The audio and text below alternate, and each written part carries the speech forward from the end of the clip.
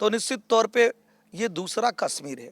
पहले की कश्मीर में आप देखे होंगे कि तिरंगा ध्वज आता था, पैरों से आता था, और तिरंगा ध्वज अगर कोई फहराने जाता था तो बहुत सारे सुरक्षा फोर्स लगाए जाते थे। ये 70, 80, 90 किसी भी दशक की बात मैं कर रहा हूँ। लेकिन आज वहाँ की आवाम, वहाँ के लोग, भारत के लोग भारत के ध्वज को फहरा के आत्मगौरव महसूस कर रहे हैं। आत्मीयता का भाव है उनमें, वो भाव प्रदर्शित हो रहा है। केवल 2 परिवारों को छोड़ के बाकी कश्मीर के लोग ये मान रहे हैं कि जब से भारतीय जनता पार्टी की सरकार ने 370 समाप्त किया है, कश्मीर में उद्योग धंधे लग रहे हैं, विदेशी निवेश हो रहा है, पर्यटक आ रहे हैं और अमन चैन बहाल है। वहाँ पे जो आए दिन पत्थरबाजी होती थी, आए दिन आतंकवादी घटनाएं होती थी, ये सारी घटनाएं बंद हो गई। 15 अगस्त यानी स्वतंत्रता दिवस, पूरा देश देशभक्ति के रंग में रंगा हुआ है। लेकिन खास तस्वीर जम्मू कश्मीर से सामने आई है। जी हां, जम्मू कश्मीर में जहां महबूब मुफ्ती और फारूक अब्दुल्ला जैसे नेता ये कहते थे कि तिरंगा उठाने वाला कोई नहीं मिलेगा, लेकिन आज वहां पर तिरंगा यात्रा निकल रही है। वहां पर आतंकी संगठन हिजबुल मुजाहिदीन से जुड़े लोग तिरंगा फहरा रहे हैं और ये अपने आप में बेहद खास तस्वीर है आर्टिकल 370 खत्म होने के बाद। इस पूरे मुद्दे पर विस्तार से बातचीत करेंगे। बीजेपी के प्रवक्ता एसएन सिंह जी हमारे साथ मौजूद हैं। सर, बहुत बहुत स्वागत है आपका। सवाल सबसे पहला यह है कि जम्मू कश्मीर, जहां महबूब मुफ्ती ने यह कहा था कि यहां तिरंगा उठाने वाला कोई नहीं मिलेगा, लेकिन जम्मू कश्मीर हो, श्रीनगर हो, लाल चौक हो, वहां पर तिरंगा यात्रा निकल रही है और जिस अंदाज में निकल रही है वो अपने आप में खास है और एक जवाब है। क्या कहेंगे आप? कुछ परिवारों को लगता था कि कश्मीर के जश्न को सिर्फ हम मनाएंगे और हर तरह की जो भी सुविधाएं होती थी उसका लाभ कुछ परिवार उठाते थे। आज पूरे कश्मीर के लोग वो भारत के साथ खड़े हैं, भारत के विकास के साथ खड़े हैं, भारत की अर्थव्यवस्था में भागीदार बन रहे हैं।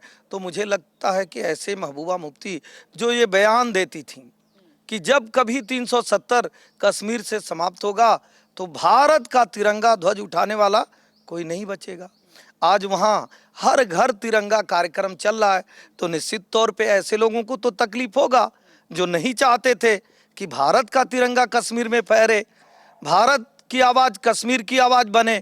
लेकिन जो भारत का दिल कश्मीर था, आज कश्मीर के लोगों ने दिखा दिया कि हर घर तिरंगा अभियान में जिस तरह से वहाँ के लोग सहभागी हैं, भाग लेकर बढ़ चढ़कर हिस्सा ले रहे हैं। तो निश्चित तौर पे ऐसे अलगाववादी जो नहीं चाहते थे कि भारत का तिरंगा फहरे, उनको तकलीफ हो रहा है। एक बात, दूसरी बात मैं कहूँ, तुलना जो कर रही हैं, तो निश्चित तौर पे ये दूसरा कश्मीर है। पहले की कश्मीर में आप देखे होंगे कि तिरंगा ध्वज आता था, पैरों से आता था, और तिरंगा ध्वज अगर कोई फहराने जाता था तो बहुत सारे सुरक्षा फोर्स लगाए जाते थे। ये 70, 80, 90 किसी भी दशक की बात मैं कर रहा हूँ। लेकिन आज वहाँ की आवाम, वहाँ के लोग, भारत के लोग भारत के ध्वज को फहरा के आत्मगौरव महसूस कर रहे हैं। आत्मीयता का भाव है उनमें, वो भाव प्रदर्शित हो रहा है। केवल 2 परिवारों को छोड़ के बाकी कश्मीर के लोग ये मान रहे हैं कि जब से भारतीय जनता पार्टी की सरकार ने 370 समाप्त किया है, कश्मीर में उद्योग धंधे लग रहे हैं, विदेशी निवेश हो रहा है, पर्यटक आ रहे हैं और अमन चैन बहाल है। वहाँ पे जो आए दिन पत्थरबाजी होती थी, आए दिन आतंकवादी घटनाएं होती थी, ये सारी घटनाएं बंद हो गई।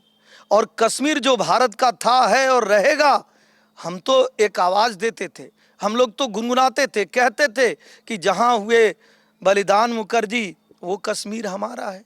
हम एक प्रधान, एक विधान, एक संविधान, एक निशान की बात करते थे। आज वो पूरा हो गया।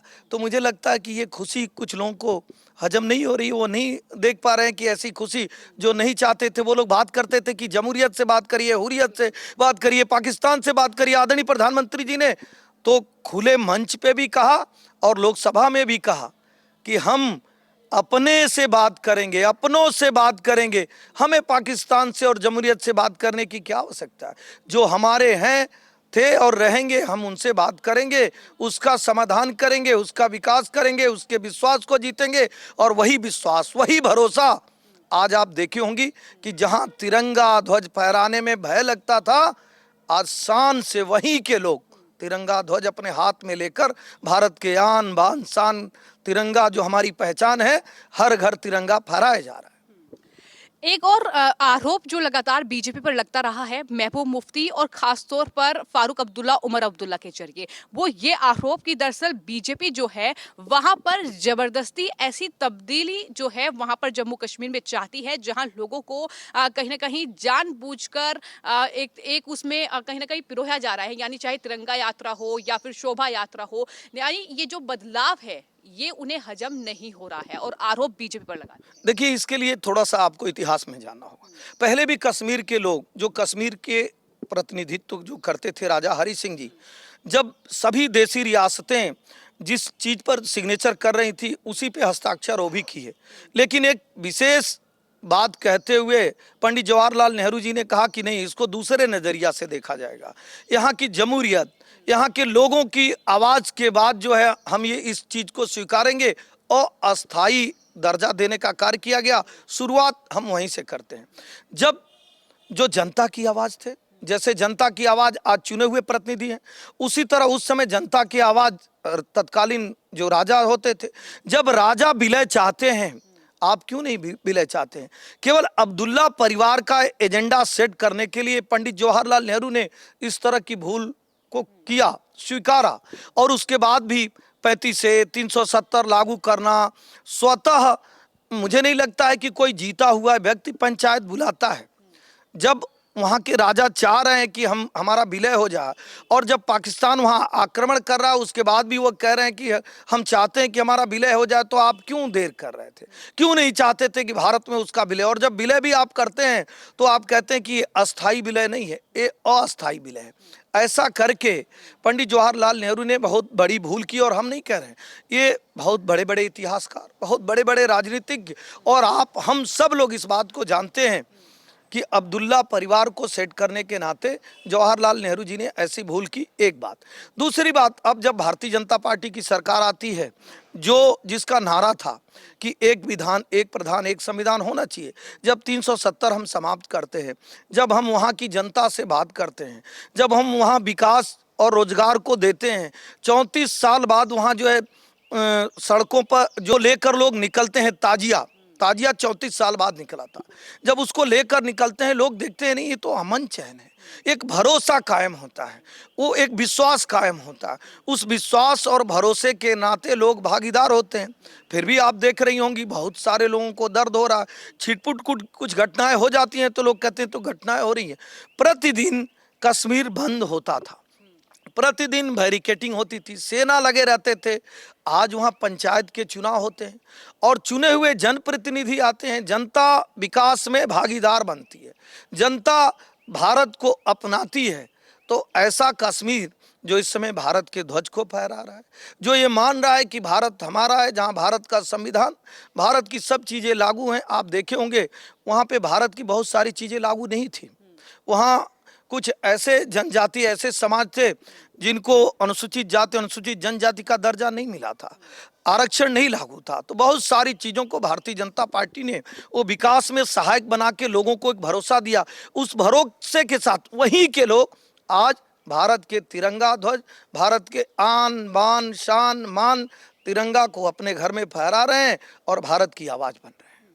विश्वास और भरोसे का जिक्र आपने किया, तो आपको क्या लगता है कि महबूब मुफ्ती, फारूक अब्दुल्ला कांग्रेस पार्टी हो, क्या उनकी तकलीफ यही है कि कहीं ना कहीं जनता का भरोसा और विश्वास भी वहां पर बीजेपी पर बढ़ रहा है? जिस तरीके से आपने ताजिया का जिक्र किया, शोभा यात्रा हो या फिर अब तिरंगा रैली हो, और इन सब के बीच एक और तस्वीर जम्मू कश्मीर से आई है जहां हिजबुल मुजाहिदीन के जो आतंकी हैं अब उसके भाई भी तिरंगा फहरा रहे हैं। ये तस्वीर क्या महबूब मुफ्ती हजम कर पाएगी, क्या लगता है? देखिए, ये लोग आतंकवादियों को सिर्फ कहते थे कि ये भटके हुए बच्चे हैं और पुनः उनको फंडिंग कर देते थे, उन्हें प्रधानमंत्री आवास में बुलाकर सम्मानित कर देते थे।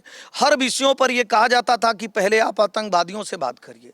जब भारतीय जनता पार्टी की सरकार आदरणीय प्रधानमंत्री जी के नेतृत्व में, मोदी जी के नेतृत्व में विकास के कार्य करने लगी, भरोसे को जीतने लगी और बार बार बिना बात किए जब हम विकास के कार्य करेंगे तो लोगों में एक भरोसा जगेगा और उनका भरोसा टूटेगा जो अपराध में लिप्त थे।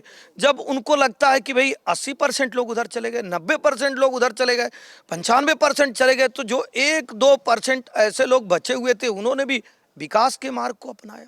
और मैं कह रहा हूं आपके लिए वो भटके हुए थे, हम उनको विकास के मार्ग पर ले आने का कार्य कर रहे हैं।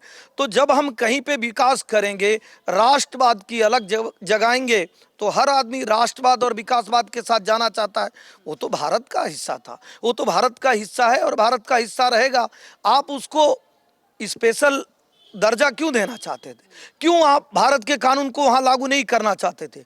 क्योंकि बार बार उनके मन में लगे कि हम हैं कि नहीं है, हैं कि नहीं है। भारतीय जनता पार्टी ने एक ऐसा विश्वास और भरोसा पैदा किया, नहीं आप पहले भी हमारे थे, आज भी हमारे हैं और आगे भी हमारे रहेंगे, आप हमारे दिल हैं, हमारे जान हैं। ऐसा करके भारतीय जनता पार्टी ने उन युवाओं को विकास के मुख्य धारा से जोड़ा जो आतंकवादी घटनाओं में शामिल होते थे, जिनको कहीं से पैसे मिलता था। भारतीय जनता पार्टी ने ऐसा कार्य किया कि आज विदेशी निवेशक वहाँ आ रहे हैं, आज पर्यटक आ रहे हैं, आज वहाँ कल कारखाने लग रहे हैं, एम्स के लिए जमीन दे दी गई है, एयरपोर्ट हो रहा है, रेलवे का विकास हो रहा है, जहाँ रेलवे लाइन नहीं बिछी थी वहाँ भी रेलवे लाइन जा रही है, बिजली आ रहा है, पानी, सड़क, सुरक्षा, सुविधाएं, बुनियादी सुविधाओं का विकास करके भारतीय जनता पार्टी ने उनके विचारों में परिवर्तन ला दिया। जब लोगों के विचारों में परिवर्तन आ जाता है, लोग विकास के मुख्य धारा से जुड़ जाते हैं, तो अपराध बहुत कोसों दूर छूट जाता है, पीछे छूट जाता है और वो राष्ट्रवाद और विकासवाद को अपनाते हुए भारत के तिरंगा ध्वज को ऐसे ही लहराते हैं जैसा आज आपके चैनल पे दिख रहा है। तो साफ तौर पर सर का यही कहना है इस पूरे मामले को लेकर कि दरअसल जो परिवारवाद की राजनीति कहीं ना कहीं जम्मू कश्मीर में हुई है, जो अलगाववाद, पत्थरबाजों और आतंकवाद को बढ़ावा दिया गया है, वो कहीं ना कहीं अब विकासवाद ने पूरी तरीके से उसे ध्वस्त कर दिया है। और यही वजह है कि जब वहां पर विकास बढ़ रहा है, युवाओं को रोजगार मिल रहा है, तो अब जो आपराधिक घटनाओं में लोग लिप्त थे वो भी अपराध छोड़ रहे हैं और विकास की इस धारा से जुड़ रहे हैं।